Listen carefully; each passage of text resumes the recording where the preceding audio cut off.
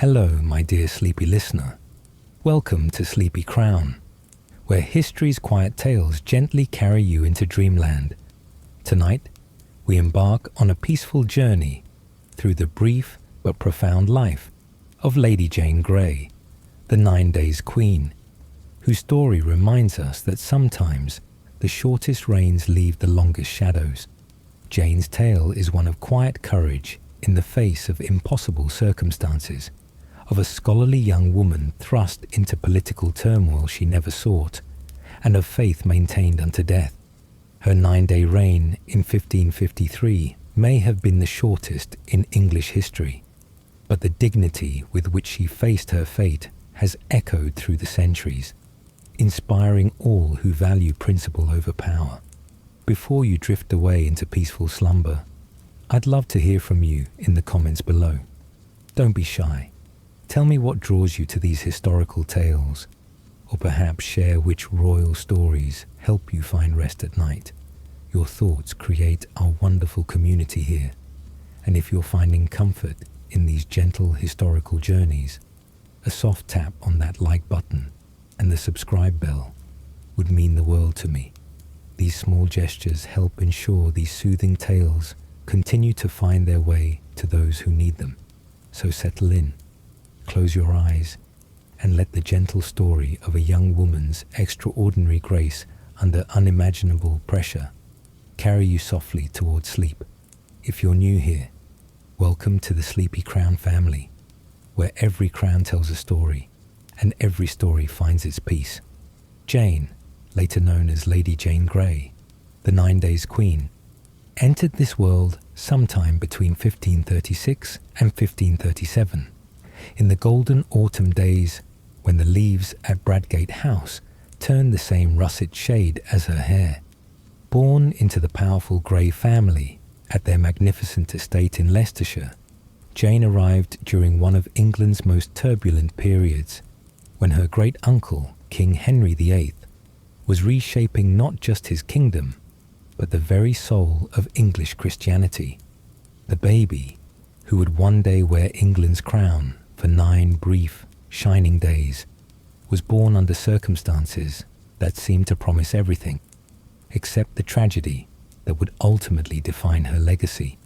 Bradgate House, with its soaring towers and expansive deer parks, was a world unto itself, a place where learning flourished alongside political ambition, where the new Protestant faith took root in fertile, scholarly soil.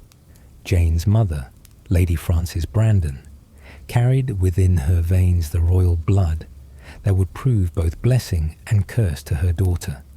As the daughter of Mary Tudor, King Henry VIII's younger sister, Frances possessed a claim to the English throne that placed her family tantalizingly close to ultimate power.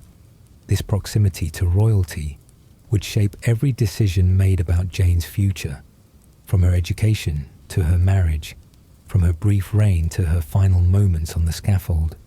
Her father, Henry Grey, Marquess of Dorset, and later Duke of Suffolk, was a man whose ambitions burned as brightly as the great fires that warmed Bradgate's halls during the long winter months. He understood better than most how precarious power could be in Tudor England, how quickly favour could turn to suspicion, how a family's fortunes could rise and fall with the changing moods of monarchs. Yet for all his political acumen, he would ultimately make the choices that sealed his daughter's fate. The child who grew up in these magnificent surroundings showed from her earliest years a mind that hungered for knowledge with an intensity that surprised even her learned tutors. While other noble children played with toys and games, Jane could be found in quiet corners with books, her small fingers tracing Latin words she had not yet learned to pronounce but somehow understood in her heart. The great library at Bradgate became Jane's sanctuary, its tall windows casting pools of golden light across ancient texts and contemporary treatises. Here, surrounded by the accumulated wisdom of centuries, she began the scholarly journey that would distinguish her as one of the most learned women of her age. Her tutors marveled at her quick comprehension, her ability to absorb complex ideas and express them with a clarity that belied her years. By the age of 9, Jane had mastered Latin and Greek with a fluency that allowed her to read classical authors in their original languages. She could discuss theology with visiting scholars, debate philosophical points with her tutors, and write letters in multiple languages with an elegance that impressed correspondents across Europe. Yet for all her intellectual precocity, she remained in many ways a lonely child, isolated by her exceptional abilities and the weight of expectations that came with her royal blood. The religious education that formed such a crucial part of Jane's upbringing reflected the broader spiritual upheaval that was transforming England during her childhood. The Protestant Reformation that her great-uncle Henry VIII had begun for political reasons was taking deeper root among the English people. And nowhere was this more apparent than in the Grey household, where the new faith was embraced with genuine enthusiasm. Jane's Protestant convictions developed not from family pressure or political expedience, but from her own careful study of scripture and theological texts. She read the Bible in its original languages, compared different translations, and engaged with the most sophisticated Protestant thinkers of her day. Her faith became the bedrock of her character, the foundation upon which she would build her response to every challenge life presented.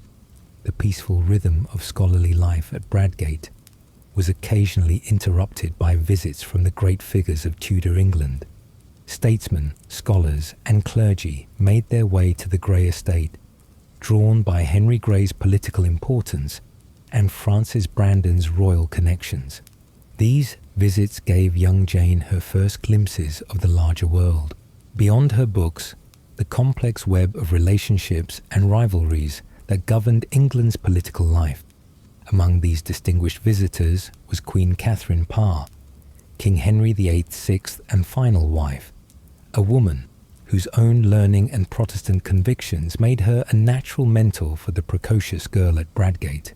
Catherine saw in Jane a kindred spirit, someone who shared her love of scholarship and her commitment to the Reformed faith. When Catherine offered to take Jane into her household for further education, the Grey family readily agreed, recognizing the incredible opportunity this represented. At the age of 9, Jane left the familiar comforts of Bradgate for Catherine Parr's court, beginning a new chapter in her education that would prove both enlightening and ultimately tragic. The Queen Dowager's household was a centre of Protestant learning and feminine scholarship, where women could pursue intellectual interests that were often denied them elsewhere in Tudor society. Under Catherine's gentle guidance, Jane's already impressive scholarship reached new heights. She studied with some of the finest minds in England, engaging with theological questions that would have challenged university students. Her command of languages expanded to include Hebrew, French, and Italian, making her one of the most linguistically accomplished people in the kingdom, regardless of age or gender. But perhaps more importantly than any specific knowledge she gained, Jane learned from Catherine Parr what it meant to be a woman of learning and faith in a world dominated by men and political calculation. Catherine's example showed her that it was possible to maintain intellectual integrity and spiritual conviction even in the dangerous waters of court politics. The idyllic period in Catherine's household came to an abrupt end in September 1548, when the Queen Dowager died in childbirth. Jane, now 11 years old, was devastated by the loss of the woman who had been both mentor and surrogate mother. Catherine's death also left her in the care of Thomas Seymour, Catherine's fourth husband, a charming but dangerously ambitious man, who immediately began scheming to use his young ward for his own political advancement. Seymour's plans for Jane were audacious in their scope and ultimately fatal in their consequences. He dreamed of arranging a marriage between Jane and the young King Edward VI, his own nephew, which would make him the power behind the throne of England. It was a scheme that revealed both his political cunning and his fatal inability to understand the limits of what even the most ambitious courtier could achieve. For several months, Jane remained in Seymour's household while he pursued his dangerous game, but his ambitions eventually brought him into fatal conflict with his older brother, Edward Seymour, Duke of Somerset, who served as Lord Protector during the young king's minority. The rivalry between the Seymour brothers escalated until Thomas was arrested on charges of treason, his dreams of royal connection crumbling around him. In March 1549, Thomas Seymour was executed on Tower Hill, his head falling to the same axe that would later claim Jane's life. The girl, who had briefly been the focus of his matrimonial schemes, was sent back to Bradgate, her first direct encounter with the deadly realities of Tudor politics, serving as a grim preview of her own eventual fate. The return to Bradgate marked a new phase in Jane's development, as she entered her teenage years with a deeper understanding of the dangers that surrounded anyone with royal blood in Tudor England. Her parents, perhaps chastened by their association with the executed Seymour, focused more intensively on their daughter's education, bringing in even more distinguished tutors and expanding her already impressive curriculum. Under the guidance of scholars like Roger Ascham, one of the most respected educators of the age, Jane's reputation for learning began to spread throughout educated Europe. Visitors to Bradgate were amazed by the teenage girl, who could discuss theology in Latin, quote classical authors in Greek, and engage with complex philosophical questions in any of several modern languages. Yet for all her intellectual achievements, Jane remained in many ways an isolated figure, set apart by her exceptional abilities and the increasingly obvious fact that her royal blood made her a valuable piece on the chessboard of Tudor politics.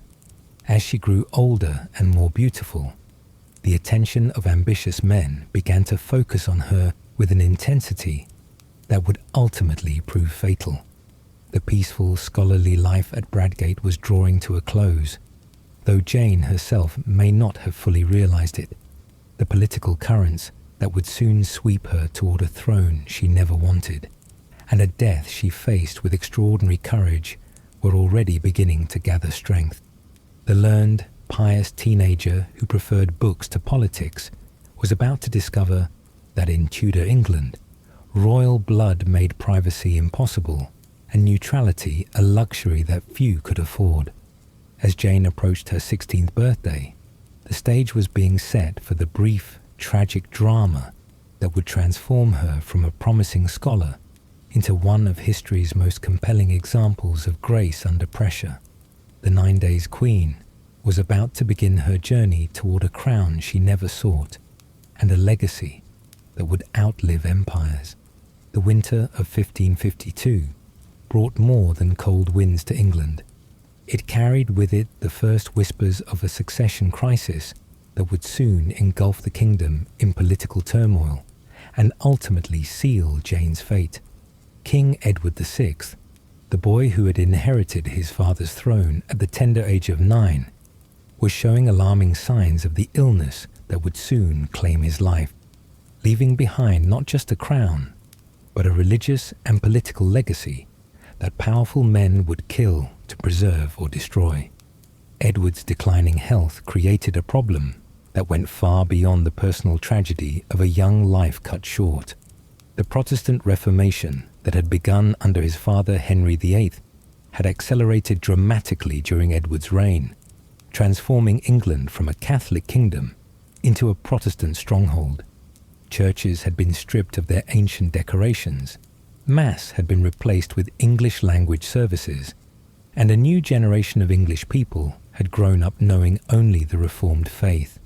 But according to Henry VIII's will and the legal succession established by Parliament, Edward's heir was his elder half-sister Mary, daughter of Catherine of Aragon, and a devout Catholic who had made no secret of her intention to restore England to the Roman faith. For the Protestant nobles who had built their power and wealth on the religious changes of the past 2 decades, Mary's accession represented not just a change of policy, but potential disaster. Into this increasingly desperate situation stepped John Dudley, Earl of Warwick, and soon to be Duke of Northumberland, a man whose political skills were matched only by his ruthless determination to preserve the Protestant settlement that had made him the most powerful person in England after the king himself. Dudley understood better than anyone that Mary's accession would mean not just the end of Protestant England, but quite possibly the end of his own life. As Edward's health deteriorated through the early months of 1553, Dudley began to develop a plan that was audacious in its scope and ultimately tragic in its consequences. He would convince the dying king to alter the succession, bypassing both Mary and Elizabeth in favour of someone whose Protestant convictions were beyond question and whose political position would require dependence on the very men who elevated her to the throne. Lady Jane Grey, with her impeccable Protestant credentials, her undeniable royal blood, and her family's obvious ambition, represented the perfect solution to Dudley's dilemma.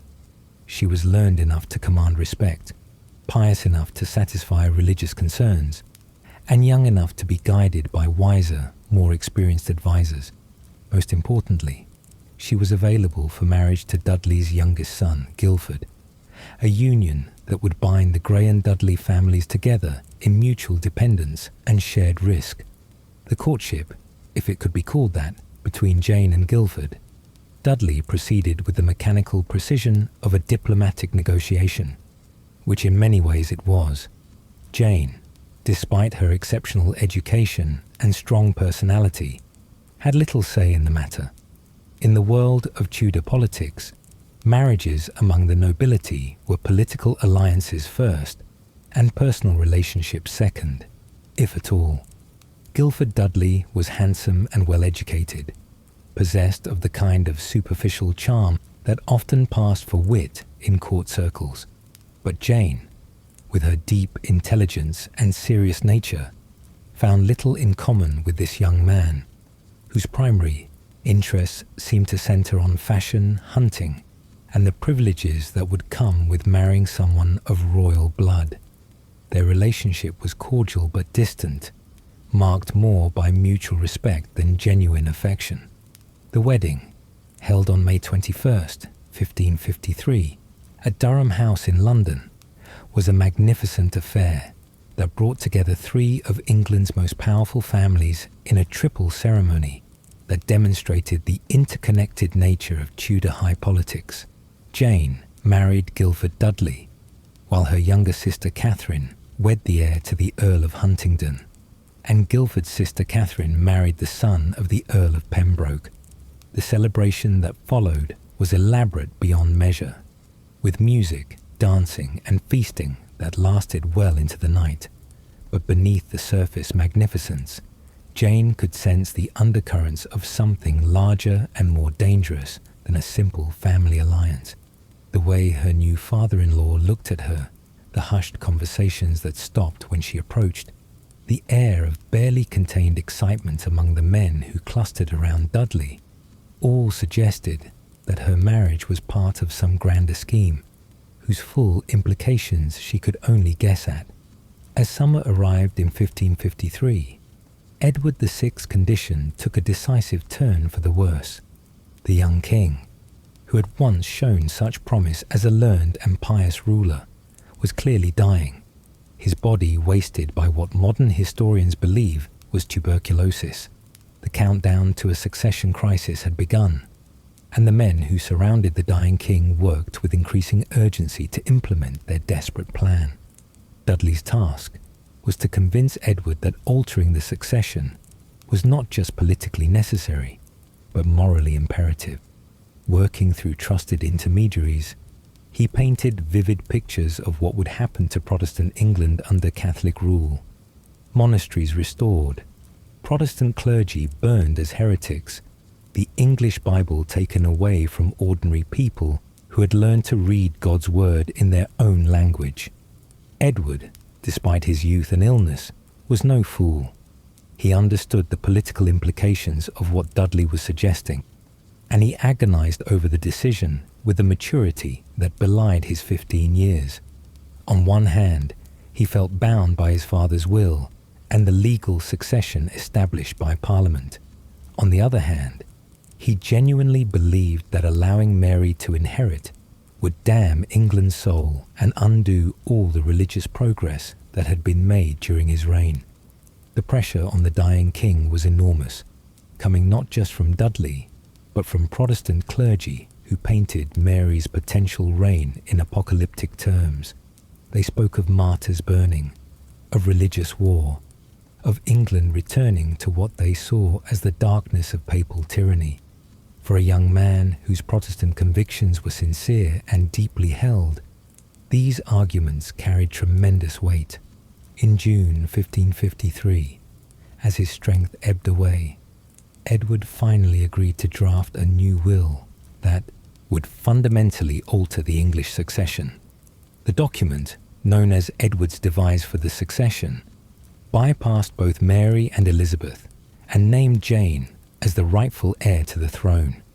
The legal justification was complex and highly questionable, but the political necessity, from Dudley's perspective, was overwhelming. Edward's death on July 6, 1553, set in motion the events that would transform Jane from a scholarly young woman into the central figure in one of the most dramatic political crises in English history. For 3 days, news of the king's death was kept secret, while Dudley and his allies made their final preparations for what they knew would be the greatest gamble of their lives.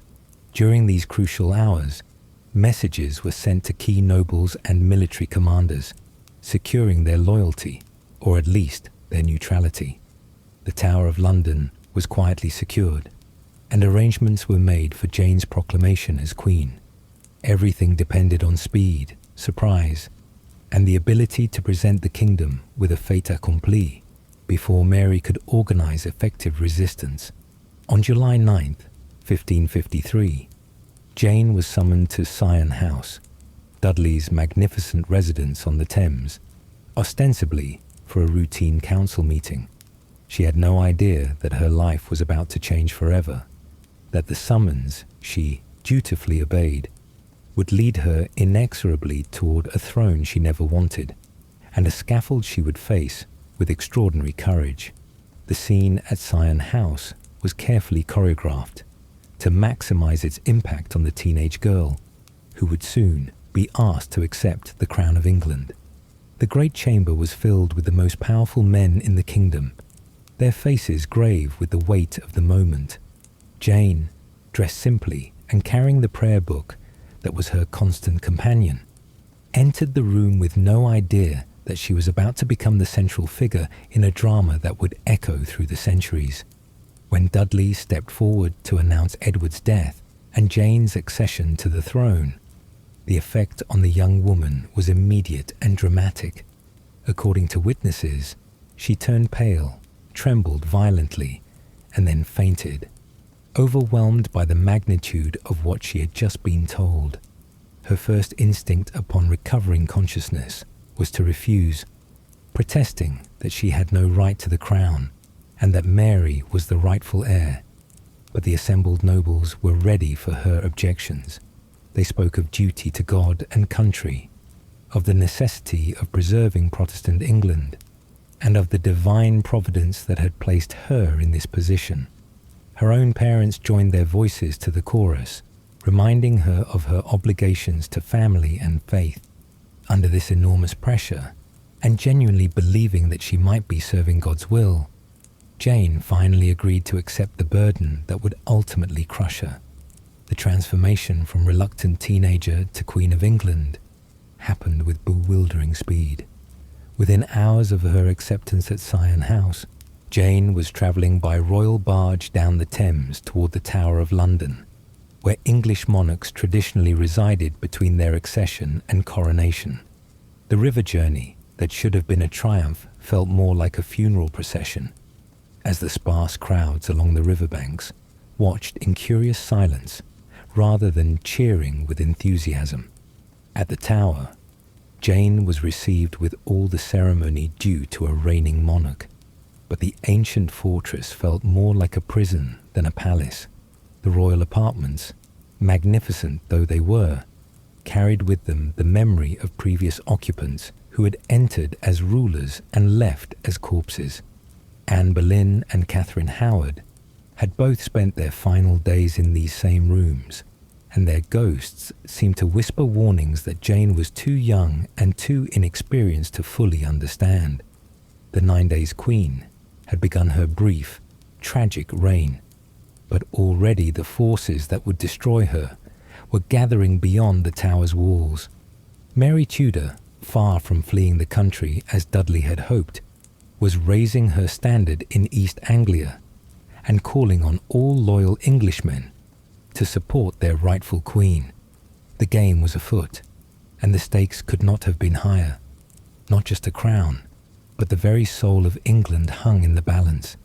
The morning of July 10th, 1553, dawned bright and clear over London, but the sunshine could not dispel the air of uncertainty that hung over the capital like a morning mist.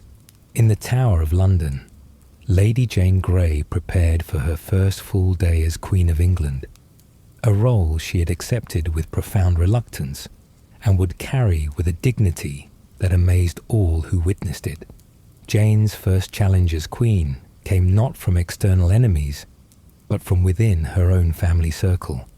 Her husband, Guildford Dudley, supported by his father and her own parents, insisted that he should be crowned as king alongside her, arguing that this was the natural and traditional arrangement for a married queen. But Jane, despite her youth and inexperience, showed a surprising determination to resist this demand. Her refusal to make Guildford king revealed both her intelligence and her integrity. She understood instinctively that her claim to the throne was already tenuous, and that elevating her husband to royal status would make it appear even more like a Dudley family coup than it already did. She offered instead to make him Duke of Clarence, a compromise that satisfied no one, and created the first serious rift within her own party. The argument over Guildford's status exposed the fundamental weakness of Jane's position. She was queen in name, but real power remained in the hands of men like Northumberland, who had engineered her elevation. Every decision she attempted to make was subject to challenge and contradiction from advisors who claimed to serve her, but clearly had their own priorities and agendas. Meanwhile, beyond the Tower's walls, the political landscape was shifting with dangerous speed. News of Edward's death and Jane's proclamation had reached Princess Mary at her estate in East Anglia, and Mary's response was swift and decisive. Rather than fleeing to the continent as Northumberland had hoped, Mary immediately proclaimed herself the rightful queen and began gathering supporters with a skill that caught everyone by surprise. Mary's letter to the Privy Council was a masterpiece of political calculation that revealed the depth of her understanding of English law and custom. She reminded the councillors of their oaths of loyalty to Henry VIII's will, which clearly named her as Edward's successor. She pointed out that Edward, as a minor, had no legal authority to alter the succession established by Parliament. Most importantly, she appealed to their sense of honour and duty, challenging them to choose between legal right and political expedience. The effect of Mary's letter on the Privy Council was immediate and profound. Several councillors who had reluctantly supported Jane's claim began to waver, suddenly remembering their obligations to the legal succession. The unity that Northumberland had worked so hard to create was beginning to fragment under the pressure of Mary's challenge, and the cracks in his coalition were becoming impossible to hide. Within the Tower, Jane was struggling with challenges that no amount of scholarly preparation could have equipped her to handle. She was expected to make decisions about matters of state that she barely understood, while all around her, men who claimed to be her loyal servants pursued their own agendas with little regard for her wishes or opinions. The weight of the crown was proving heavier than she had ever imagined. The reports from Mary's stronghold at Framlingham Castle grew more alarming with each passing day. What had begun as a small gathering of loyal retainers was rapidly becoming a formidable force, as nobles, gentry, and common people throughout East Anglia rallied to Mary's banner. The enthusiasm with which people were supporting Mary's cause was a stark reminder of how little popular support Jane's claim actually commanded. By July 14th, just 4 days into Jane's reign, it was becoming clear that Northumberland's carefully laid plans were unravelling faster than anyone had anticipated. The Duke, who had been so confident in his political calculations, now found himself facing a situation that was spiralling beyond his control. The speed with which Mary had organised effective resistance had caught him completely off guard, and he was forced to admit that his intelligence network had failed him at the crucial moment. In desperation, Northumberland decided that decisive military action was needed to crush Mary's rebellion before it could gather even more momentum. He would lead an army north to East Anglia, capture Mary, and bring her back to London as a prisoner. It seemed like the only way to salvage the situation and secure Jane's hold on the throne, but it proved to be a fatal mistake. By leaving London with the most reliable troops at his disposal, Northumberland left Jane virtually defenceless in the Tower. Moreover, his departure created a power vacuum that allowed the wavering members of the Privy Council to reconsider their positions without the Duke's intimidating presence to keep them in line. The man who had orchestrated Jane's elevation was about to become the unwitting architect of her downfall. Jane watched from the windows of her royal apartments as Northumberland's army departed London, their banners flying bravely in the summer breeze.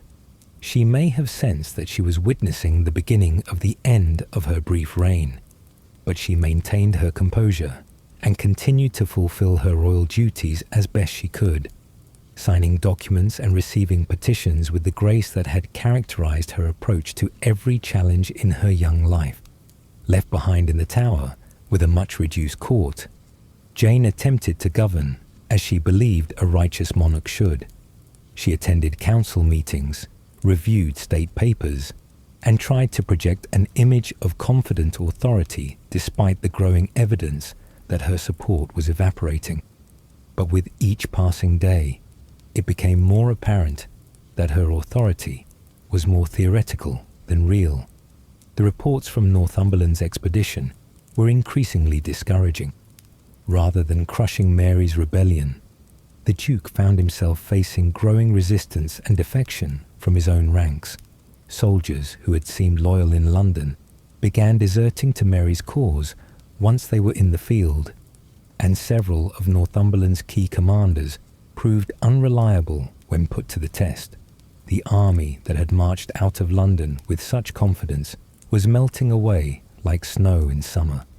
Within the Tower itself, Jane could sense the growing nervousness of her remaining supporters. Conversations became more hushed, meetings more secretive, and the atmosphere increasingly tense. Even her own servants seemed to be looking at her with a mixture of pity and apprehension, as if they were already mourning someone who was still alive.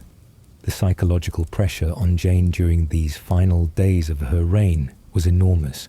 She was acutely aware that her fate depended entirely on events beyond her control, fought by men whose loyalty was questionable and whose competence was increasingly in doubt. Yet she bore this burden with a composure that amazed all who witnessed it, maintaining her dignity even as her world crumbled around her. On July 19th, 9 days after her proclamation as Queen, the inevitable finally happened. The remaining members of the Privy Council, led by the Earl of Arundel and Lord Paget, met in emergency session and made the decision that would seal Jane's fate. They declared that they had been mistaken in supporting her claim. and that Princess Mary was indeed the rightful Queen of England. The scene, when the councillors came to inform Jane of their decision, was both heartbreaking and revealing of her character. According to witnesses, she received the news with remarkable composure, showing neither surprise nor excessive emotion. When told that she must relinquish the crown she had never wanted, she replied with quiet dignity, "I much more willingly put it off than I put it on. Out of obedience to you and my parents I have grievously sinned. Now I willingly relinquish the crown. May I not go home?" But even as she accepted the loss of her throne with grace, Jane could not hide her concern for what this reversal would mean for her future. She understood better than anyone that in Tudor England, unsuccessful claimants to the throne rarely enjoyed long and peaceful retirements. The question now was not whether she would face consequences for her brief reign, but how severe those consequences would be. As word of the council's decision spread through London, the city erupted in celebration. Church bells rang, bonfires were lit in the streets, and crowds gathered to cheer the news that their rightful queen would soon return to claim her inheritance. The contrast with the muted response to Jane's proclamation could not have been more stark or more telling about the true state of public opinion. Within the Tower, the atmosphere changed with dramatic suddenness. The servants who had bowed and scraped before Jane that morning now avoided her gaze, and the guards who had stood at attention in her presence began to look at her with the wary suspicion reserved for prisoners rather than the respectful attention due to a sovereign. The transformation from queen to captive happened in the space of a few short hours. Jane spent her last evening as a free person, much as she had spent many others during her brief life, in quiet contemplation and prayer. She may have understood even then that her 9 days on the throne had been both the highest point of her life and the beginning of her journey toward death. But she faced this reversal of fortune with the same dignity and faith that had sustained her through all the challenges of her young life. The 9 days queen had become a prisoner in the same tower where she had briefly reigned, and the next chapter of her story would be written not in royal proclamations, but in the letters and prayers of a young woman preparing to face the ultimate test of her faith and courage. Her reign was over, but her greatest triumph still lay ahead, in the manner in which she would meet her death with a grace that would inspire people for centuries to come. The transformation from queen to prisoner happened with the swift brutality that characterized all political reversals in Tudor England. One moment Jane was signing royal documents in chambers hung with cloth of gold. The next she was being escorted by armed guards to quarters that, while comfortable by prison standards, served as an unmistakable reminder of her fallen status and uncertain future. The Tower of London, which had been both palace and prison to English royalty for centuries, now revealed its dual nature to Jane in the starkest possible terms. The same ancient stones that had witnessed her brief moment of queenly glory now served as the walls of her captivity, their cold touch a constant reminder of how quickly fortune could change in Tudor England. Jane's new quarters were in the house of Nathaniel Partridge, the gentleman jailer, a Tudor building that still stands today within the tower's walls. While modest compared to the royal apartments she had recently vacated, her accommodations were far from the dark dungeons that many might imagine. She was allowed several servants, including her faithful ladies-in-waiting, who had chosen to remain with her despite the obvious dangers such loyalty might bring. The privilege of retaining her personal attendants proved to be one of Jane's greatest comforts during the long months of her imprisonment. These women, who had served her during her brief reign, now became her companions in captivity, their presence a reminder of better times, and their loyalty a source of strength when hope seemed distant. Together, they created a small island of familiarity in the vast sea of uncertainty that surrounded them. Jane was also granted the privilege of walking in the Queen's Garden and on Tower Hill, though always under watchful guard. These walks became precious to her during the months of her imprisonment, offering both physical exercise and spiritual solitude. The gardens, with their carefully tended herbs and flowers, reminded her of happier times at Bradgate House, where she had often walked among the rose bushes while contemplating the philosophical and theological texts that had shaped her understanding of the world. During these quiet walks, Jane must have reflected on the extraordinary chain of events that had brought her to this place of captivity. Just weeks earlier, she had been a scholarly young woman whose greatest concerns were theological debates and the proper translation of Greek texts.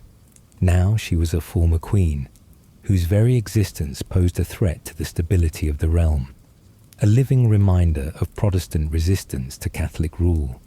Her husband, Guildford Dudley, was housed separately in the Beauchamp Tower, that grim medieval fortress where the thick walls were already carved with the names and messages of previous prisoners.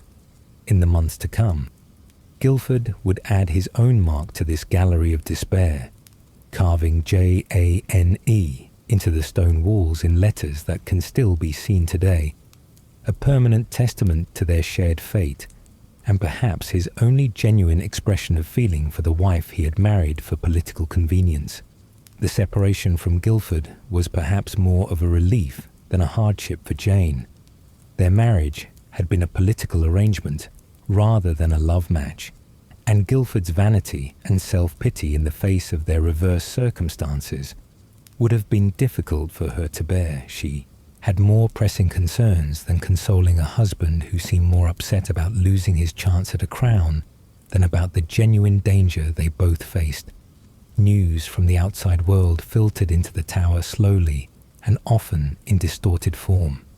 Jane learned that her father had initially been pardoned by the newly crowned Queen Mary, a mercy that brought her some comfort, but also served as a reminder of how precarious their family's position remained.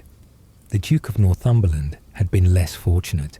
He was captured, tried for treason, and executed on August the 22nd, 1553, less than 6 weeks after his elaborate plans had crumbled to dust. The news of Northumberland's execution sent a chill through the tower's corridors and into Jane's heart. If the architect of the conspiracy could be dispatched so quickly, what hope was there for the others who had been caught up in his schemes? Jane received the news with the stoic composure that was becoming her hallmark, but those close to her could see the shadow of fear that crossed her young face. Perhaps most troubling of all was the news of Northumberland's final moments. The man who had been such a fervent Protestant, who had orchestrated Jane's elevation partly to preserve the Reformed faith in England, had converted to Catholicism on the scaffold in a desperate attempt to save his life. The conversion had been futile. He died anyway, but it cast a shadow over everything he had claimed to represent, and left Jane questioning the sincerity of those who had used her for their political purposes. For Jane, whose own Protestant faith was absolutely central to her identity, Northumberland's apostasy was almost as shocking as his death. It forced her to confront the possibility that the conspiracy that had placed her on the throne might have been motivated more by personal ambition than by religious conviction. This realization was profoundly disturbing to someone who had agreed to become queen largely because she believed it was God's will. As autumn settled over London in 1553, Jane established a routine that helped her maintain both her sanity and her faith during the uncertain months of her imprisonment. She rose early each morning for private prayer, spent hours reading her Bible and other devotional texts, and engaged in theological correspondence with sympathetic Protestant ministers who were permitted to visit her under careful supervision. These scholarly pursuits, which had always been Jane's refuge and passion, took on new urgency during her imprisonment. She threw herself into the study of Scripture with an intensity that amazed even her jailers, as if she could find in those ancient texts the answers to questions that political calculation could not address. Her letters from this period, several of which survive, reveal a young woman grappling with profound questions about divine providence, human suffering, and the meaning of faithfulness in the face of apparent defeat. One of the most remarkable aspects of Jane's imprisonment was the dignity with which she conducted herself, despite the obvious stress of her situation. Guards who had expected to find a broken and terrified girl instead encountered a young woman who seemed to grow stronger and more centered as her circumstances became more difficult. Her composure in the face of uncertainty became legendary among those who served in the tower, a testament to the power of faith and learning to sustain the human spirit.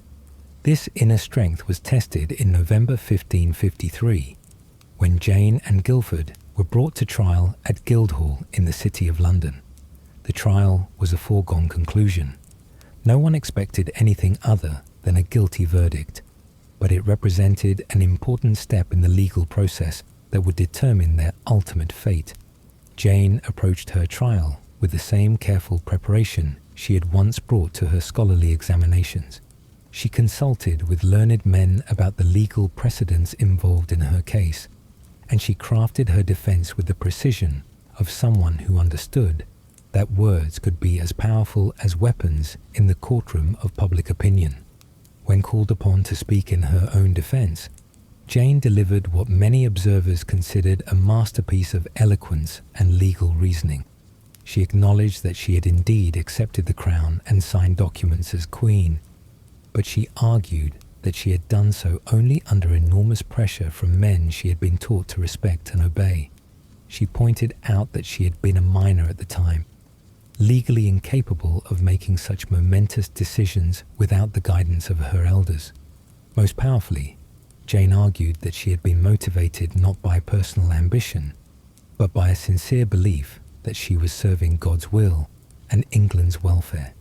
She spoke with genuine passion about her love for her country and her desire to see it remain faithful to the Protestant religion that had brought light to so many English hearts. The judges listened to her defense with expressions that seemed to combine admiration with sadness. Here was clearly an exceptional young woman who had been caught up in events far beyond her control or understanding. But exceptional or not, she had committed acts that the law defined as treason, and the penalty for treason was death. The verdict was never in doubt. Jane and Guildford were found guilty of high treason and sentenced to death by burning or beheading at the Queen's pleasure. Jane received the sentence with the same composure she had shown throughout the trial, though witnesses noted that her face grew pale and her hands trembled slightly as the words were pronounced. But even as she heard her death sentence, Jane could take some comfort from the widely held belief that Queen Mary would eventually show mercy to someone so young and so obviously manipulated by others. Mary herself had indicated that she saw Jane more as a victim than as a true traitor, and there were many at court who believed that the former queen would eventually be pardoned and allowed to live quietly in obscurity.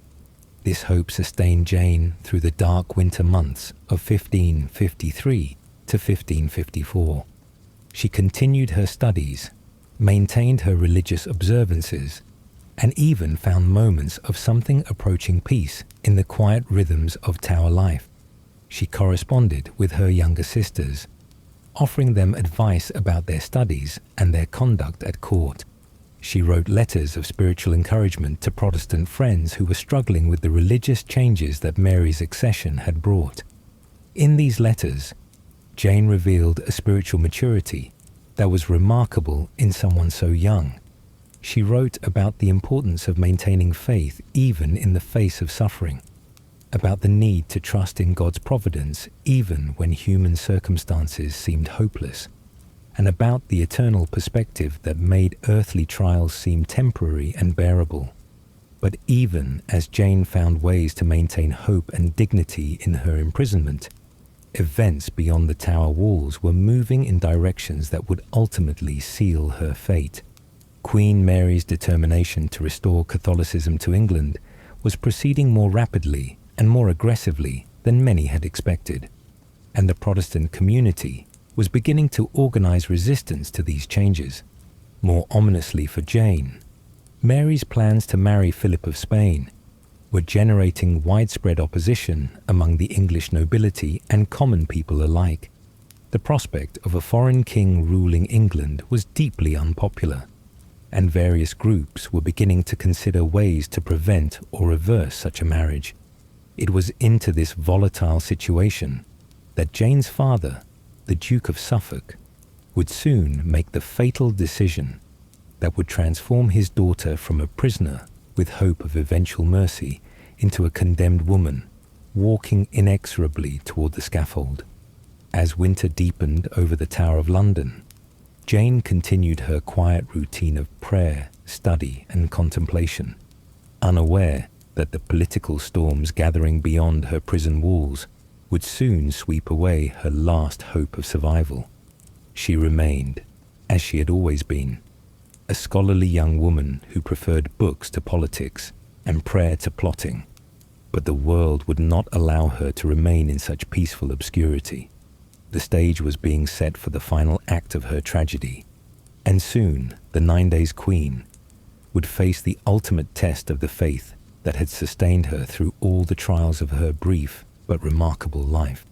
The winter of 1554 arrived in England with a bitter cold that seemed to penetrate not just the stones of the Tower of London, but the very hearts of those who dwelt within its walls.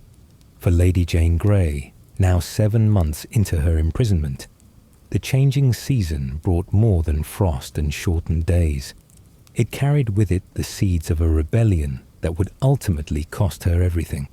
Queen Mary's announcement of her intention to marry Philip of Spain had created exactly the kind of crisis that ambitious and desperate men needed to justify taking up arms against their sovereign. The prospect of a Spanish king ruling England stirred ancient fears of foreign domination and Catholic tyranny, fears that resonated not just among committed Protestants, but even among Catholics who valued English independence above religious unity. Among those who viewed Mary's marriage plans with alarm was Sir Thomas Wyatt the Younger, son of the famous poet, who had introduced the sonnet to English literature.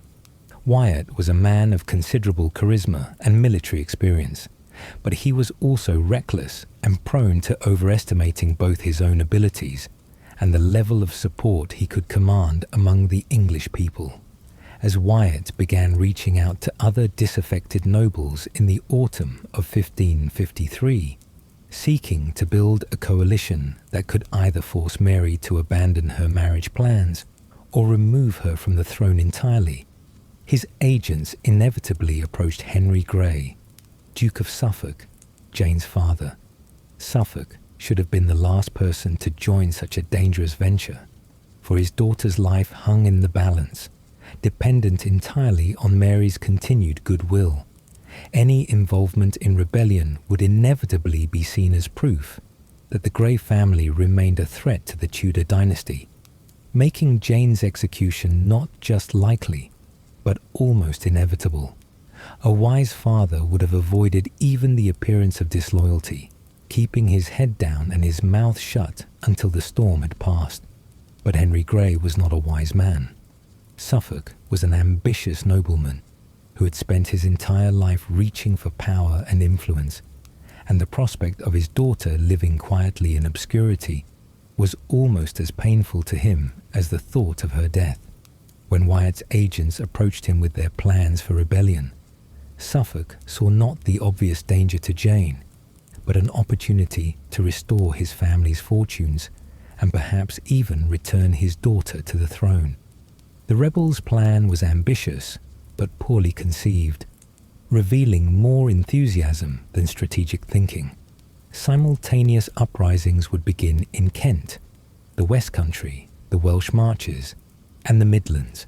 with the various forces converging on London to overwhelm Mary's defences. Each regional leader would rally supporters by appealing to local grievances and national fears about Spanish influence.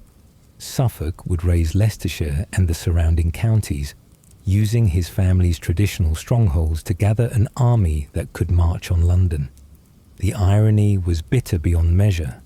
The same counties where Jane had spent her peaceful childhood, where she had learned to love scholarship and faith in the quiet libraries of Bradgate House, would now become the staging ground for a rebellion that would seal her doom. The fundamental flaw in this plan was its assumption that the English people shared the conspirators' concerns about Mary's marriage. While there was certainly unease about the Spanish match, most ordinary English men and women were not yet ready to support rebellion against a queen who had been on the throne for less than a year. Mary's legitimacy was widely accepted, and her initial policies had been relatively moderate. Moreover, the rebels seriously underestimated Mary's political intelligence and military resources.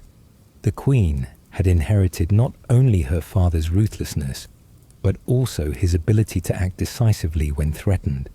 She had already proven during the crisis of Jane's accession that she could move quickly to outmaneuver her enemies, and she was not about to be caught off guard by a second conspiracy.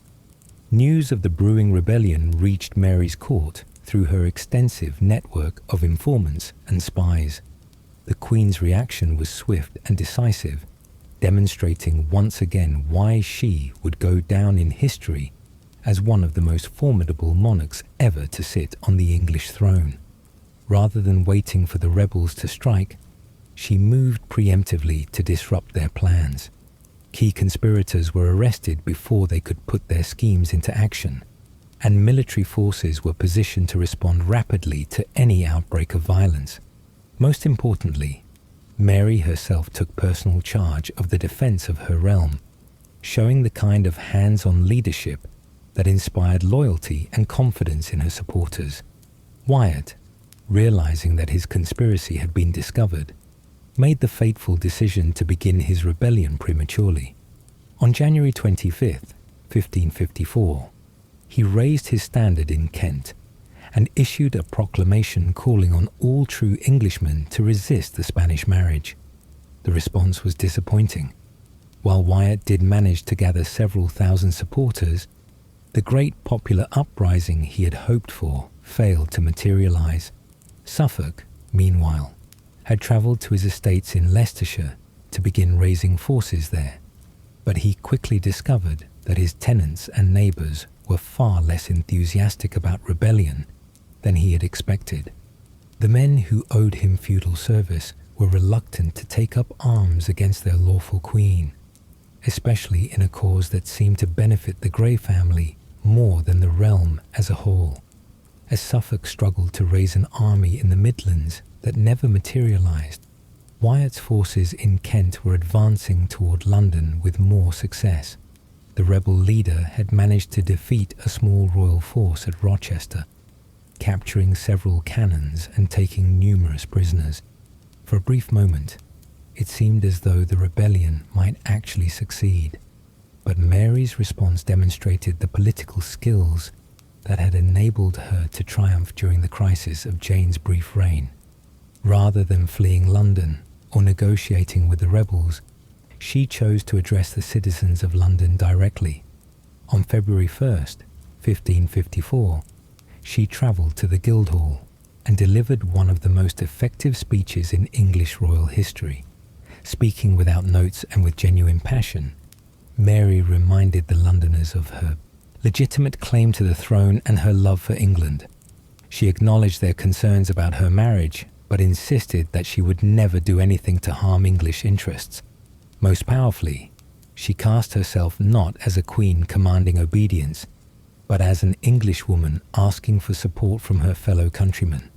The effect of Mary's speech was electric, transforming uncertainty into enthusiastic support almost overnight. The crowd that had been uncertain and divided was transformed into an assembly of loyal subjects ready to defend their queen.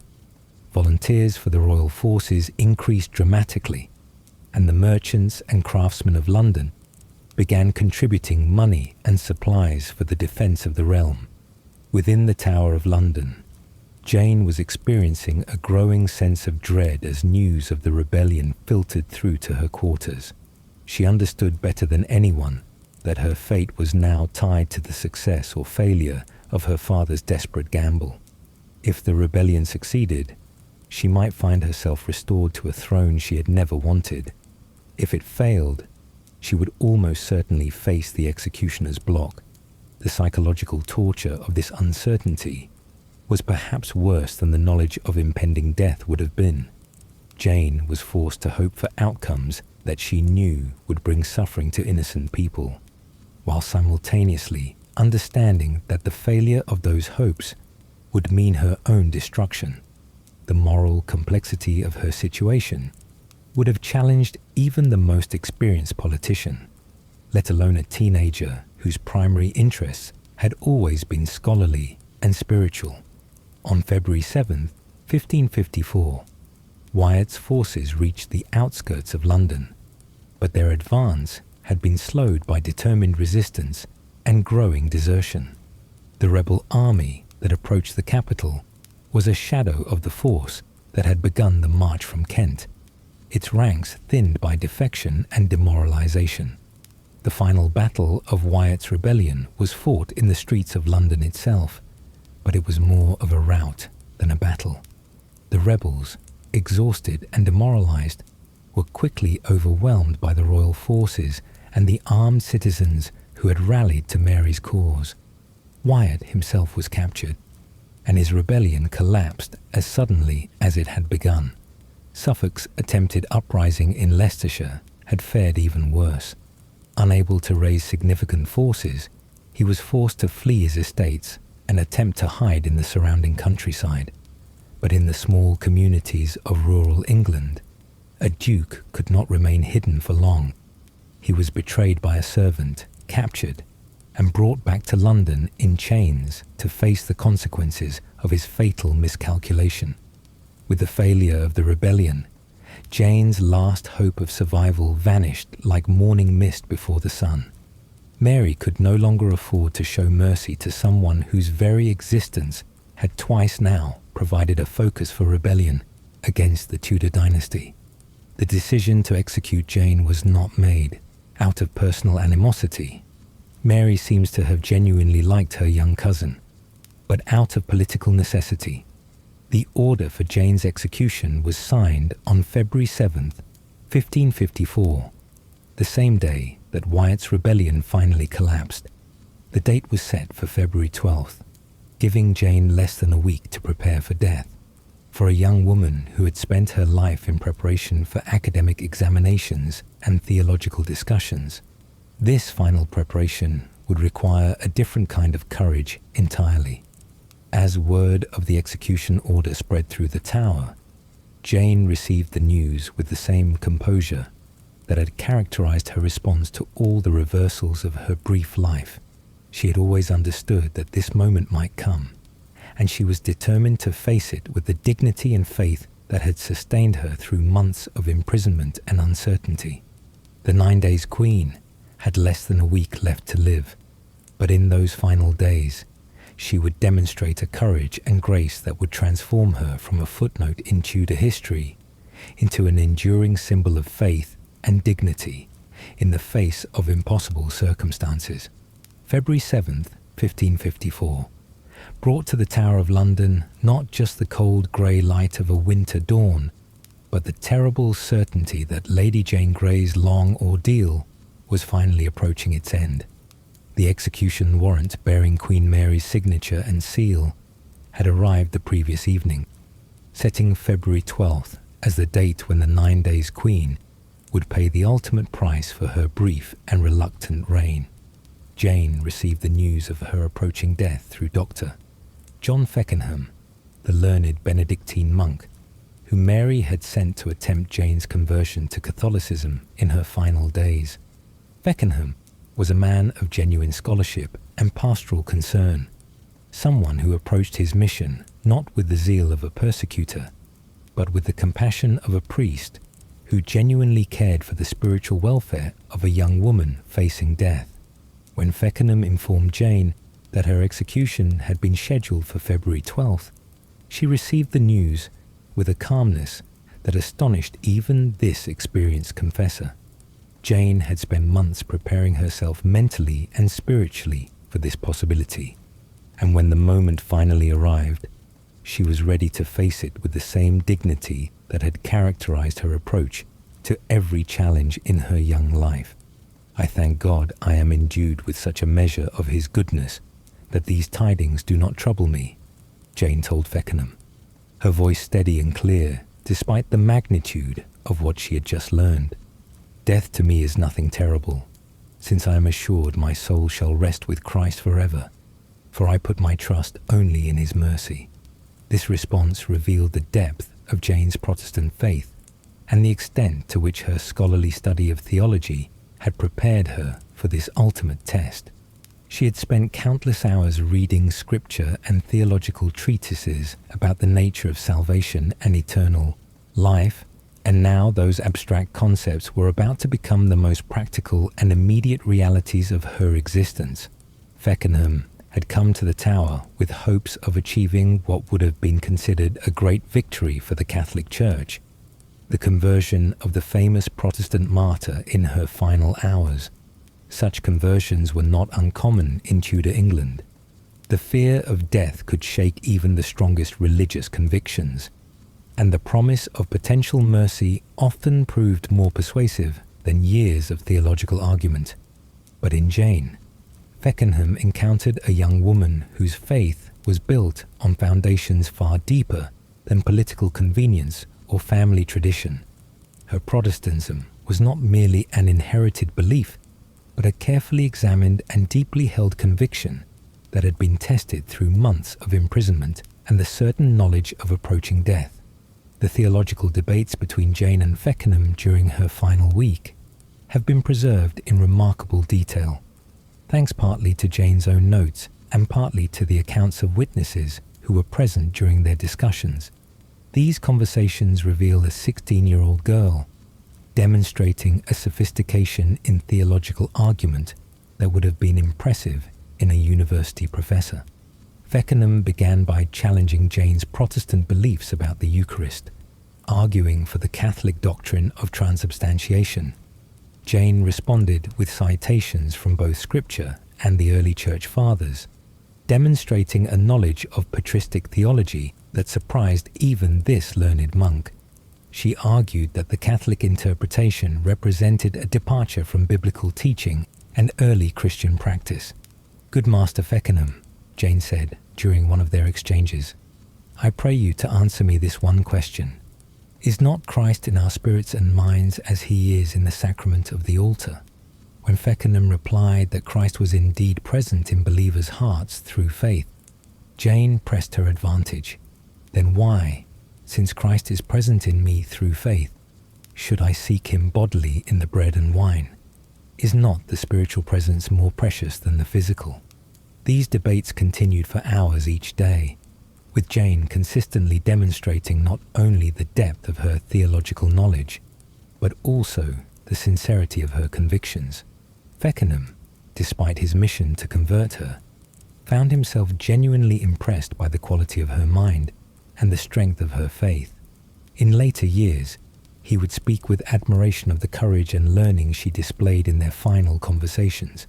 But perhaps the most remarkable aspect of Jane's final week was not her theological prowess, but her concern for others who were caught up in the consequences of the failed rebellion. She wrote letters to her father, expressing not anger at his fatal decision to join Wyatt's conspiracy, but love and forgiveness. She understood that Suffolk had acted out of ambition rather than wisdom, but she refused to let bitterness poison her final days. To her younger sisters, Catherine and Mary, Jane wrote letters that were part spiritual guidance and part farewell.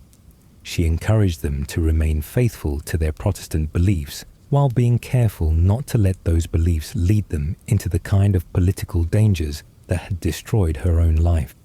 These letters reveal a young woman who, despite her own tragic circumstances, remained focused on the welfare of those she loved.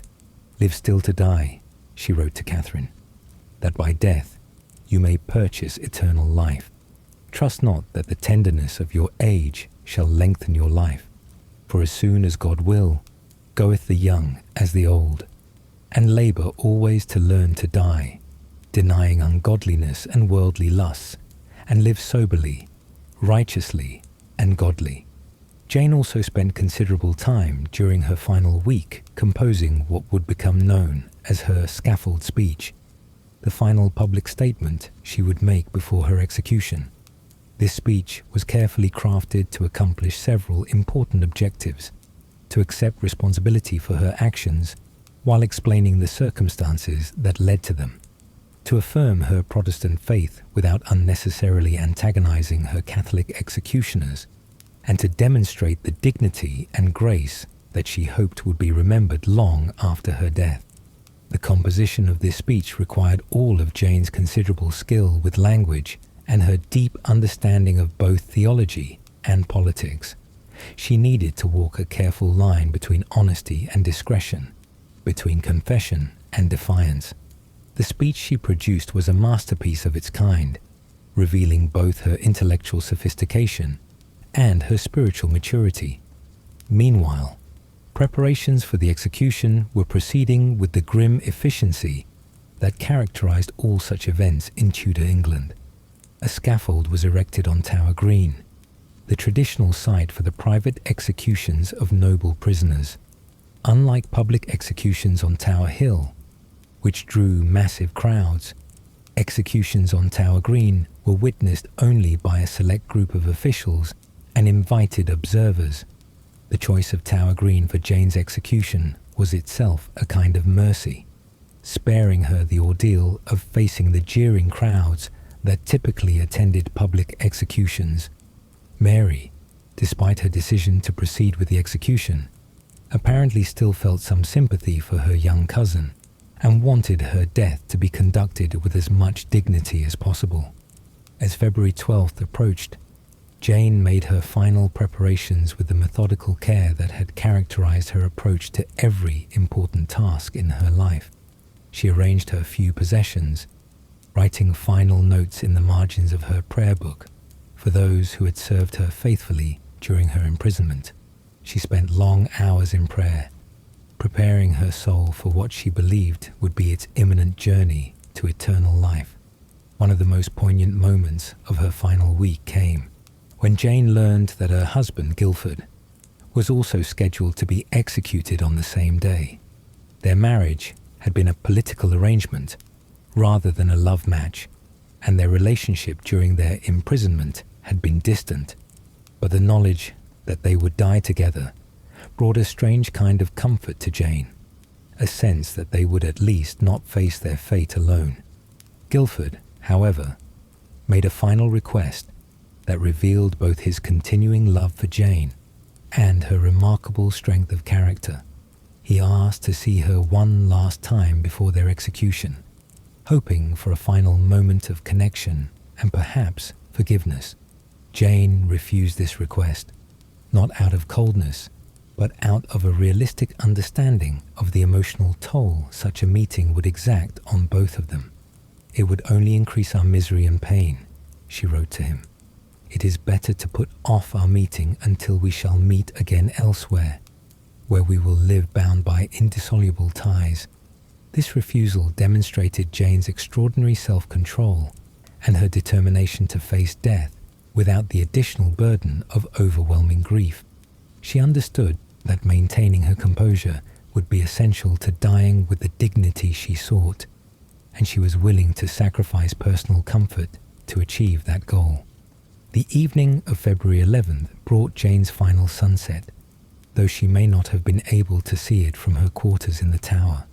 She spent that last evening much as she had spent many others during her imprisonment, in prayer, reading scripture, and writing final thoughts in her prayer book. These final writings, some of which survive today, reveal a young woman at peace with her fate and confident in her faith. As darkness fell over the Tower of London for the last time in Jane's life, she knelt in prayer one final time as a living person. Tomorrow would bring the ultimate test of everything she had claimed to believe about faith, courage, and the meaning of life itself. But tonight, in the quiet of her chamber, surrounded by the ancient stones that had witnessed so much of English history, Lady Jane Grey prepared to add her own chapter to that history with a death that would be remembered for centuries. The 9 Days Queen was ready to face her final dawn with the same grace and dignity that had characterized every moment of her brief but remarkable life. The last dawn of Lady Jane Grey's life broke grey and cold over the Tower of London, casting long shadows across the ancient stones that would soon witness one of the most poignant executions in English history. February 12th, 1554, had arrived with the inexorable certainty of tide and season, bringing with it the final act of a tragedy that had begun 9 months earlier with a crown reluctantly accepted and would end with a death faced with extraordinary grace. Jane had slept little during her final night, but when the pale winter light began to filter through the windows of her chamber, she rose with the calm deliberation that had characterized every important moment of her young life. Her first act upon waking was to kneel in prayer, as had been her custom throughout the months of her imprisonment. But this morning's prayers carried a weight and urgency unlike any she had offered before. In these quiet moments before the business of dying began, Jane sought not just divine strength for the ordeal ahead, but also forgiveness for any sin she might have committed, and peace for the family members whose lives would be forever changed by her death. She prayed for her younger sisters, that they might learn from her example without repeating her mistakes. She prayed for her father, whose fatal decision to join Wyatt's rebellion had sealed her doom. She even prayed for Queen Mary, that her cousin might find some measure of peace in the knowledge that this execution was a political necessity rather than personal vengeance. Her servants, who had remained faithful to her throughout her imprisonment despite the obvious dangers of such loyalty, moved quietly about their morning duties with tears streaming down their faces. They dressed Jane with special care, choosing a black gown that would be appropriate for the solemn occasion ahead. Every gesture carried the weight of finality, every small service rendered with the knowledge that it would be the last. At approximately 10 o'clock in the morning, Jane received word that her husband Guildford was being taken to his execution on Tower Hill. From her window, she could see the scaffold that had been erected for his death, and she watched with remarkable composure as the young man she had married in such different circumstances was led to meet his fate. The sight of Guildford walking to his death would have broken many people, but Jane maintained her calm demeanor even in the face of this profound sorrow. She understood that allowing herself to be overwhelmed by grief would make her own approaching ordeal even more difficult, and she was determined to preserve her strength for the final act of her life. Guildford's execution proceeded with the swift efficiency that characterized all such events in Tudor England. He made a brief speech acknowledging his crimes and asking for forgiveness, then knelt at the block and submitted to the headsman's axe. His death was quick and, by the standards of the time, merciful. From her window, Jane watched as Guildford's body was placed on a cart and carried back toward the tower. The sight of her husband's lifeless form passing beneath her window was perhaps the most difficult moment of her final hours, but she bore it with the same dignity that had sustained her through every other trial. She knew that her own turn was approaching rapidly, and she used the sight of Guildford's death to steel herself for what lay ahead. Shortly after noon, the time came for Jane's own execution. Sir John Bridges, the lieutenant of the Tower, arrived at her quarters with a small group of officials and guards. The moment she had been preparing for during these many months had finally arrived, and Jane was ready to face it with all the courage and faith she could muster. Jane had requested that she be allowed to make a final statement before her execution, and this request had been granted. She had spent considerable time composing this speech, crafting words that would serve as her final testament to the world and her lasting explanation of the events that had brought her to this terrible moment. Dressed in her black gown and carrying the prayer book that had been her constant companion during her imprisonment, Jane walked from her quarters toward Tower Green with steady steps.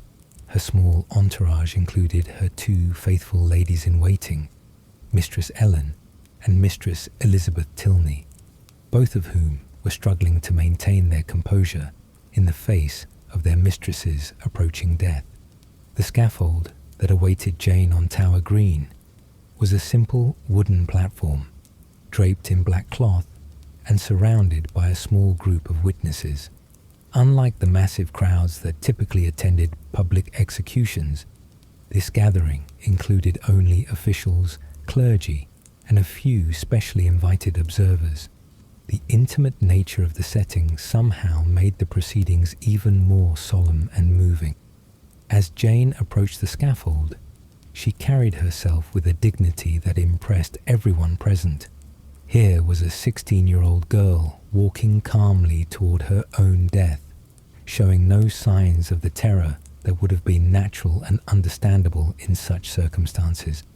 Her composure was so remarkable that several witnesses later commented on it in their accounts of the execution. Upon reaching the scaffold, Jane was assisted up the steps by Sir John Bridges, who treated her with the respectful courtesy due to someone of her rank despite the terrible circumstances. The small crowd that had gathered to witness her death fell silent as she prepared to deliver her final words to the world. Jane's speech, delivered in a clear voice that carried across the ancient grounds of the tower, was a masterpiece of grace under pressure. She began by acknowledging her guilt under the law, while explaining the circumstances that had led to her brief reign. "Good people, I am come hither to die, and by a law I am condemned to the same. The fact indeed against the Queen's Highness was unlawful, and the consenting thereunto by me. But touching the procurement and desire thereof by me, or on my behalf, I do wash my hands thereof in innocency, before the face of God, and the face of you good Christian people this day." These words demonstrated Jane's careful balance between accepting responsibility for her actions while maintaining her innocence of ambitious motives. She admitted that her acceptance of the crown had been unlawful, but she denied that she had sought or desired that position for herself. Jane continued her speech by addressing the religious questions that had been so central to the conspiracy that placed her on the throne. "I pray you all, good Christian people, to bear me witness that I die a true Christian woman, and that I do look to be saved by no other mean, but only by the mercy of God in the merits of the blood of his only Son Jesus Christ. And I confess, when I did know the word of God, I neglected the same, loved myself and the world, and therefore this plague or punishment is happily and worthily happened unto me for my sins." This portion of her speech revealed the depth of Jane's Protestant faith and her acceptance of her fate as part of God's plan. Even facing death, she maintained her theological convictions while acknowledging her own human failings and accepting her punishment with humility. After completing her speech, Jane knelt and recited Psalm 51 in English, the psalm of repentance that begins, "Have mercy upon me, O God, according to thy loving kindness." Her voice remained steady throughout this final prayer, and witnesses reported that her recitation was both moving and perfectly articulated. Jane then began the process of preparing for her execution with methodical care.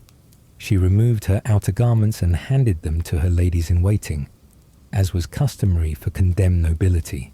She gave her gloves and handkerchief to Mistress Tilney and presented her prayer book to Sir John Bridges as a final memento. The executioner, as was traditional, knelt before Jane and asked her forgiveness for the act he was about to perform. Jane granted this forgiveness readily, telling him, "I pray you dispatch me quickly." She then asked a practical question that revealed her continuing presence of mind, even in these final moments. "Will you take it off before I lay me down?" When the executioner assured her that she should kneel first, Jane nodded her understanding. The final moments of Jane's life revealed both her continuing courage and her human vulnerability. She tied a blindfold around her own eyes, as her ladies-in-waiting were too overcome with grief to perform this final service. But once blindfolded, Jane momentarily lost her bearings and began to feel around uncertainly for the execution block. "What shall I do? Where is it?" she asked, a note of momentary panic creeping into her voice for the first time that day. This brief moment of human fear made her subsequent recovery of composure even more remarkable. Sir John Bridges stepped forward to guide her hands to the block, and Jane immediately regained her calm.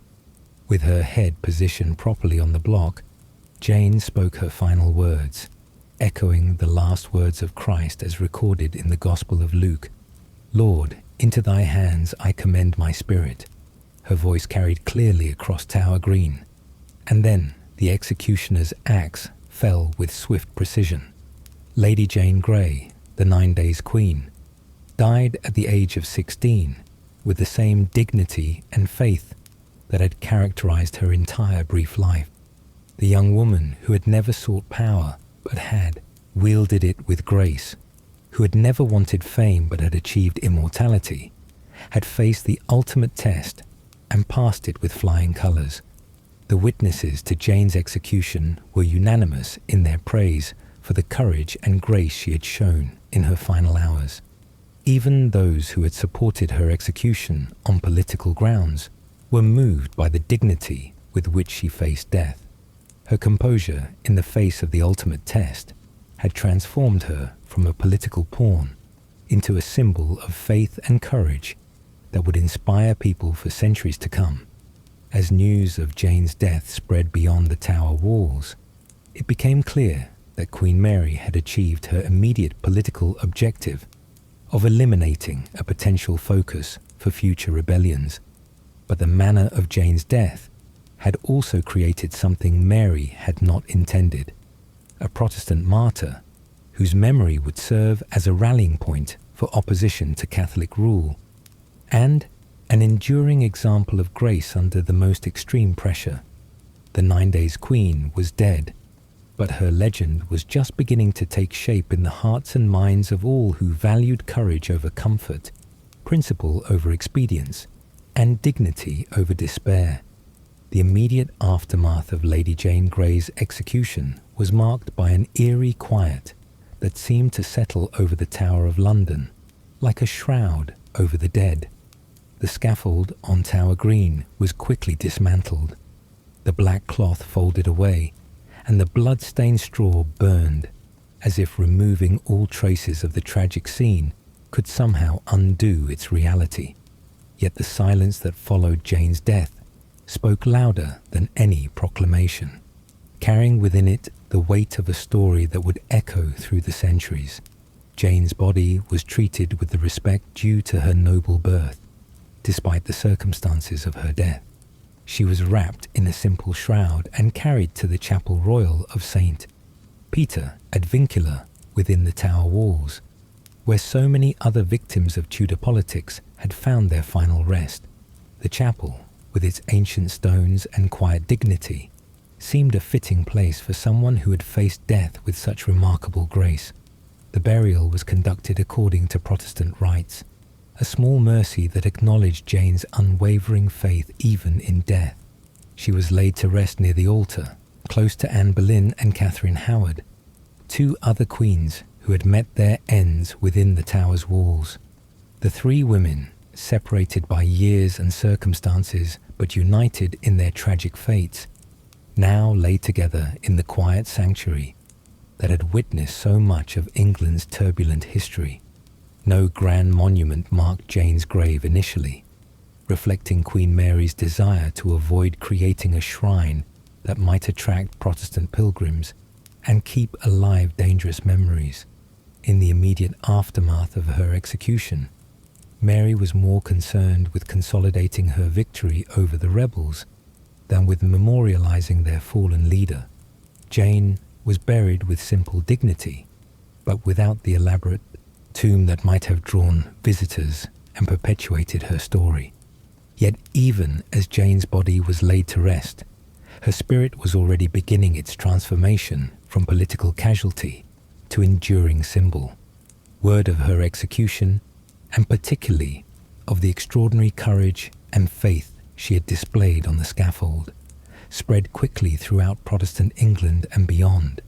The story of the 16-year-old girl who had walked calmly to her death, quoting scripture and maintaining her dignity to the very end, captured imaginations and stirred hearts in ways that Queen Mary had not anticipated. The immediate political consequences of Jane's death were mixed for Queen Mary. On one hand, she had eliminated a potential focus for future Protestant rebellions and demonstrated her willingness to use royal prerogative decisively when necessary. The execution sent a clear message to other potential rebels that Mary would not hesitate to order the deaths of even close relatives if they threatened her rule. But the manner of Jane's death also created a propaganda victory for the Protestant cause that would prove increasingly valuable in the years to come. Jane's composure on the scaffold, her eloquent final speech, and her unwavering faith in the face of death all contributed to a narrative that cast her as an innocent martyr, sacrificed to Catholic tyranny and political expediency. John Foxe, the Protestant historian and martyrologist, would later immortalize Jane's story in his famous Book of Martyrs, ensuring that her memory would be preserved and celebrated by generations of English Protestants. Foxe's account, while sometimes embellished for dramatic effect, captured the essential truth of Jane's courage and faith, presenting her as a model of Christian fortitude for believers facing persecution. The impact of Jane's execution on her surviving family members was profound and lasting. Her father, the Duke of Suffolk, followed her to the scaffold just 11 days later, on February 23rd, 1554. His death completed the destruction of a family that had reached for ultimate power and found only tragedy. Jane's mother, Lady Frances, was left a widow with 2 surviving daughters and a family name forever associated with failed ambition and royal displeasure. Jane's younger sisters, Catherine and Mary Grey, would spend the rest of their lives in the shadow of their sister's brief reign and dramatic death. Both would later face their own difficulties with royal authority, as subsequent monarchs remained suspicious of anyone with grey blood and potential claims to the throne. The family that had once seemed destined for greatness was reduced to careful obscurity, their every move watched for signs of renewed ambition. Perhaps the most immediate impact of Jane's death was felt within the Protestant community in England, which was already under increasing pressure from Mary's program of Catholic restoration. Jane's execution served as both a warning and an inspiration, demonstrating the price that might be paid for religious resistance, while also providing an example of how that price could be paid with dignity and faith. Protestant ministers throughout England began to use Jane's story in their sermons, holding her up as an example of someone who had remained faithful unto death. Her theological debates with Dr. Feckenham were circulated in manuscript form, demonstrating her scholarly defense of Protestant doctrine and inspiring others to maintain their convictions despite official pressure to convert.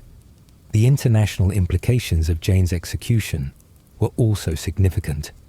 Protestant leaders throughout Europe had watched the events in England with close attention, and news of Jane's death was received with a mixture of sorrow and admiration. Her story became part of the larger narrative of Protestant martyrdom that was developing during this period of religious conflict, serving as evidence of Catholic persecution and Protestant heroism. Scholars and theologians in Protestant universities began to study Jane's writings and speeches, finding in them sophisticated theological arguments that enhance their respect for English Protestant learning. The image of a 16-year-old girl successfully debating complex doctrinal points with a learned Benedictine monk captured imaginations and demonstrated that the Reformed faith could produce defenders as learned and committed as any in the Catholic Church. As the years passed and Mary's reign continued, Jane's memory took on additional significance as other Protestants faced persecution and death for their faith. The Marian persecutions, which saw hundreds of Protestant clergy and lay people burned at the stake for heresy, created a context in which Jane's earlier execution appeared as the first of many martyrdoms, rather than an isolated political act. The stories of these later martyrs often echoed themes from Jane's own death: the importance of maintaining faith under pressure, the power of scriptural knowledge in the face of persecution, and the possibility of dying with dignity even in terrible circumstances. Jane's example provided a template that other Protestant martyrs could follow, demonstrating that even young people could face death with remarkable courage when sustained by genuine faith. When Elizabeth I ascended to the throne in 1558, Jane's memory underwent yet another transformation. Elizabeth, while officially avoiding direct criticism of her predecessor's policies, quietly encouraged the rehabilitation of Protestant figures who had suffered under Mary's rule. Jane's story became part of the larger narrative of Protestant England's emergence from Catholic persecution, and her brief reign was reinterpreted as an early attempt to preserve the religious settlement that Elizabeth would later restore. The artistic and literary legacy of Jane's story began to develop during the Elizabethan period and continued to grow over subsequent centuries. Poets, playwrights, and painters found in her tale a perfect combination of tragedy, romance, and religious meaning that appealed to audiences across different periods and cultures. Her youth, beauty, learning, and tragic fate made her an ideal subject for romantic treatment, while her religious convictions provided deeper meaning for those seeking moral instruction. The most famous artistic treatment of Jane's death came much later, in Paul Delaroche's 1833 painting, The Execution of Lady Jane Grey, which depicted her final moments with romantic drama and emotional intensity. The painting, now housed in the National Gallery in London, captured the popular imagination and helped to cement Jane's reputation as a tragic heroine whose story transcended the political circumstances of her time. Literary treatments of Jane's story appeared regularly throughout the centuries following her death, each generation finding new relevance in her tale of faith, courage, and sacrifice. From Elizabethan ballads to Victorian novels to modern historical fiction, Jane's story continued to inspire writers who saw in her brief life a perfect example of dignity in the face of impossible circumstances. The historical assessment of Jane's significance has evolved considerably over the centuries. Early Protestant historians portrayed her primarily as a religious martyr, emphasizing her theological sophistication and unwavering faith. Later historians, with access to broader sources and different perspectives, began to focus more on the political circumstances of her reign and execution, seeing her as a victim of ambitious men rather than primarily as a religious figure.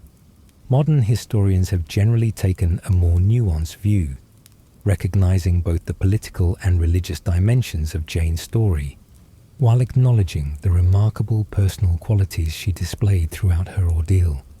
Most contemporary scholars agree that Jane was indeed manipulated by older and more experienced politicians, but they also recognize that her responses to these manipulations revealed genuine courage, intelligence, and moral strength.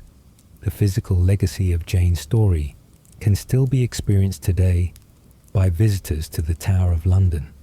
The chapel where she is buried remains a place of pilgrimage for those interested in Tudor history and religious heritage, The Beauchamp Tower still displays the carved name Jane, probably created by her husband Guildford during his imprisonment. These tangible connections to her story help to keep her memory alive for new generations of visitors. Educational institutions, particularly those with Protestant heritage, have often used Jane's story as an example of the importance of maintaining convictions under pressure. Her scholarly achievements and theological sophistication have made her a model for young women seeking to combine learning with faith, while her courage in the face of persecution has inspired those facing their own difficult circumstances. As the centuries have passed, Jane's story has continued to resonate with people who find in her example a reminder that dignity, courage, and faith can triumph over even the most impossible circumstances.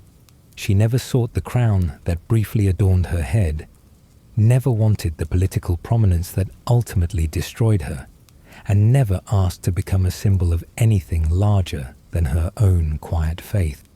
But sometimes history chooses its symbols rather than having them thrust upon it by ambition or design.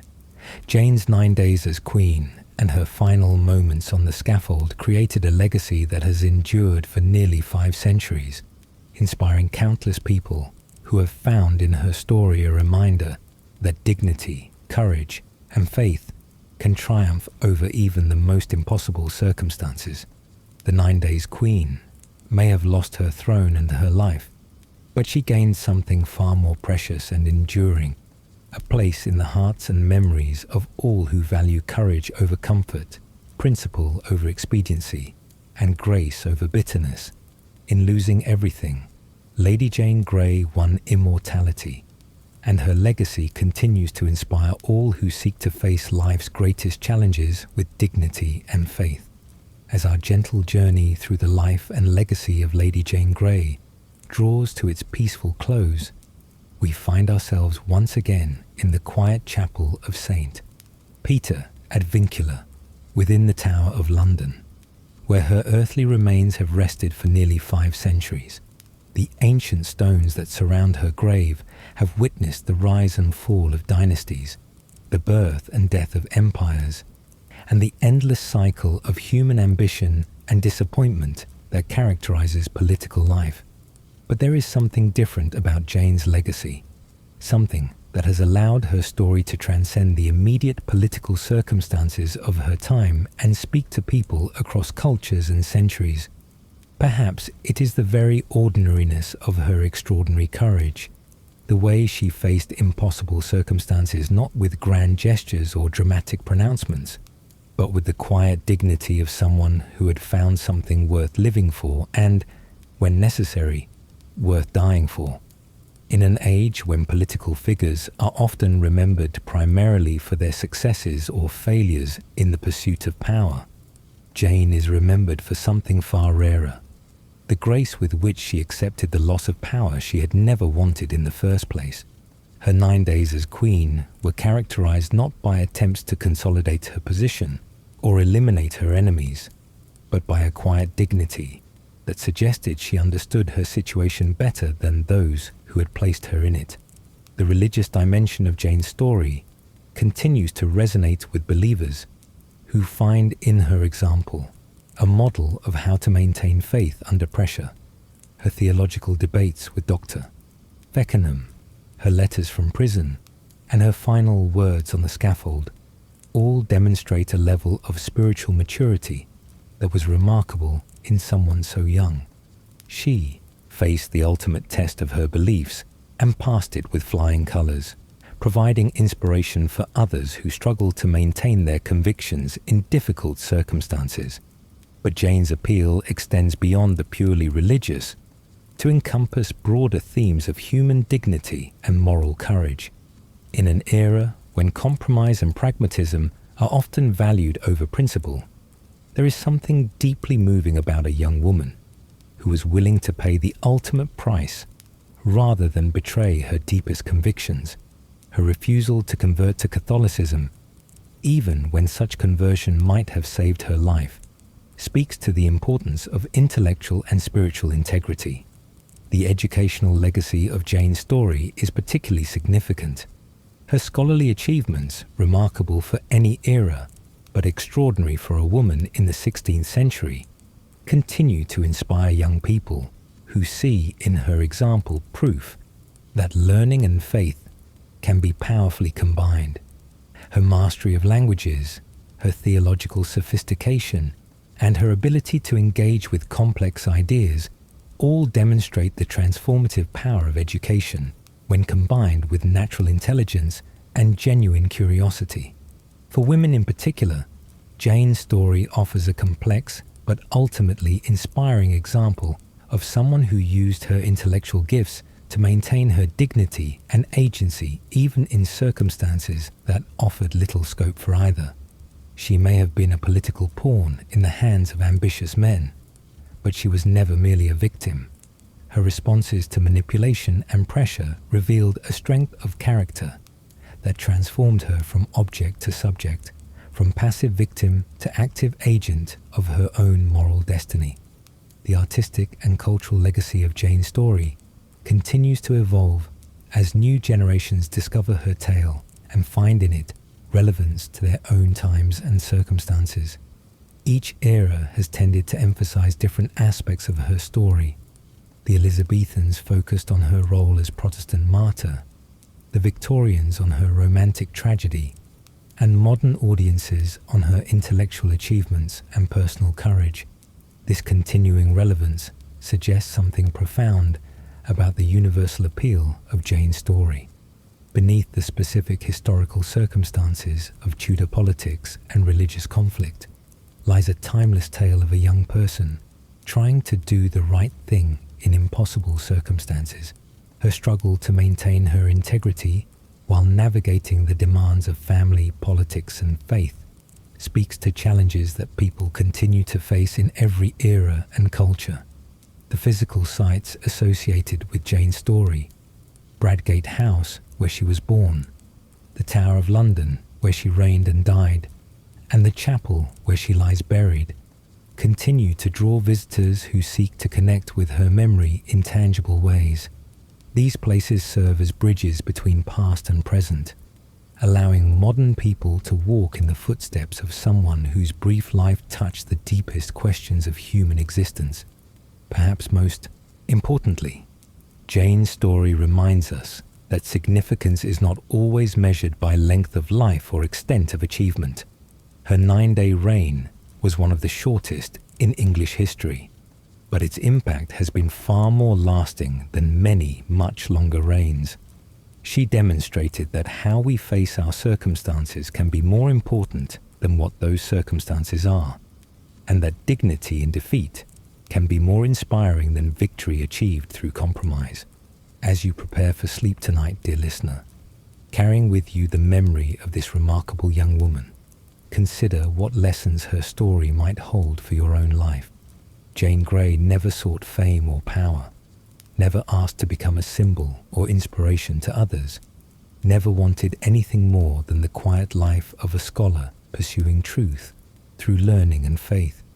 But when circumstances forced her onto history's stage, she played her part with such grace and courage that her memory has outlived empires and inspired countless people who never knew her name, but recognized in her story something essential about the human capacity for dignity in the face of adversity. Her brief reign ended in tragedy, but her response to that tragedy transformed her into something far greater than a queen, a timeless example of how to maintain grace under pressure. The 9 Days Queen may have lost her crown, but she gained something far more precious, a place in the eternal memory of all who value courage over comfort, truth over convenience, and faith over fear. In the quiet of your rest tonight, may you find some echo of her peace, some reflection of her strength, and some reminder that even the briefest lives can cast shadows that last forever. Sleep well, and dream of courage that endures beyond the grave, of dignity that outlasts dynasties, and of faith that transforms tragedy into triumph. The story of Lady Jane Grey reminds us that sometimes the most powerful victories are not won on battlefields or in council chambers, but in the quiet moments when ordinary people choose to face extraordinary circumstances with extraordinary grace. Rest peacefully, knowing that true greatness is not measured in years or achievements, but in the courage to remain true to one's deepest convictions when everything else is stripped away. Jane Grey's legacy lives on in every act of quiet heroism, every choice of principle over profit, every moment when someone chooses to face the darkness with dignity and light. The 9 Days Queen has found her eternal rest, and in her peace we find our own. Good night, dear listener, and may your dreams be filled with the gentle courage that makes ordinary people extraordinary, and brief moments eternal,